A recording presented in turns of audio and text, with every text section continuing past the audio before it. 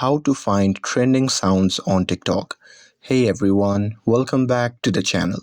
In today's video, I will show you how to find trending sounds on TikTok. So now, without further ado, let's get started. So here, first thing first, open the TikTok app on your phone and make sure that you're logged in to your account. And now here, once you are inside the app, what you can do is just tap on the search icon shown in the top right corner of the screen. And now here, once you're inside the search section, you can simply tap on the search bar at the top, and there you can simply type trending sounds a song and simply search for it.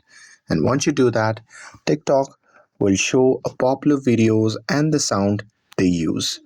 And here, when creating a video, you can just tap on add sound at the top of the screen of the camera section.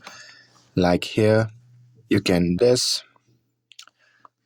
And now here, once you are inside this section, what you can do is you can just go to the hot section, and there you can just tap on global to find all the trending songs right now on TikTok.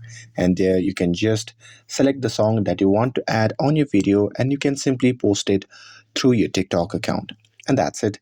That's how you can find trending sounds in TikTok. With this, if you found this video helpful, then don't forget to like, share, and subscribe to get updated for more videos.